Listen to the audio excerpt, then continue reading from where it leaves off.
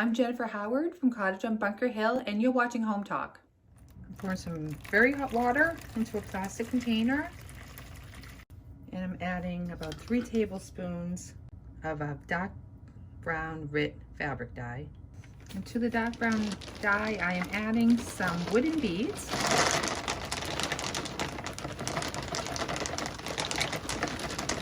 Put a glove on, and I'm just mixing the beads around in the dye. And this is going to give the beads a stained look without trying to stain all these little beads, because that's a lot of work. This is much easier. All right, we're just going to let them soak for a few minutes. I drained the beads and gave them a quick rinse, and this was just from being in the dye for just a couple of minutes. It looks just like we had stained them all. And I'm just going to pour them out on a towel and let them dry. I also dipped some 6-inch craft dowels, they're the real teeny thin ones, into the dye. So while I'm waiting for the beads to dry off a little bit, I'm taking some 6-inch wood circles. I have 3 of them here, and I am just going to use some multi-grip all-purpose strong glue to glue the 3 of them together. I'm just making sure they are all even. I'm going to take one of the dowels and I'm going to hot glue it to the side of this.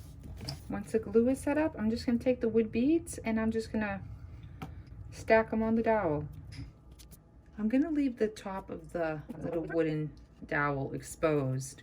Now we're just going to move over. We just have to figure out where the next row of beads should start, because I want them touching. So I'm just kind of eyeballing it, and I'm just going to glue this right in place.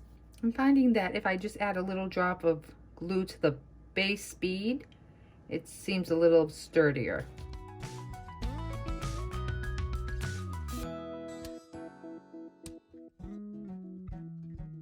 Okay, now I got some twine, and I am going to weave it through the pieces of the skewers I left exposed.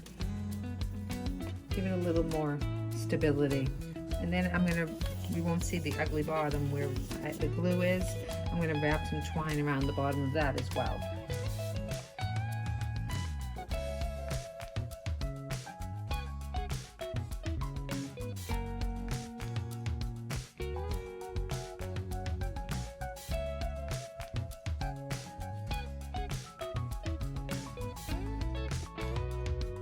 For my last step, I'm taking the same jute and I'm going to wrap it around the base to hide the sticks in all the ugly hot glue.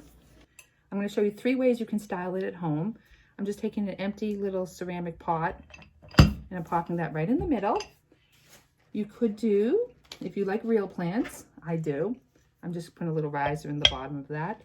Take a real plant. It looks really pretty if you have like a flowing little succulent like this. Or if you don't like real plants, you could use a few little shorter greenery stems. Just pop those inside.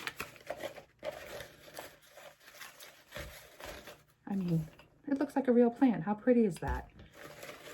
And then your third option, put some water into your little pot, and I just ran out of my garden and cut some fresh flowers. And you could just put a little flower arrangement in there. I mean, really, how pretty is that? I'm Jennifer Howard from Cottage on Bunker Hill. Thank you for watching Home Talk, and I'll see you next time.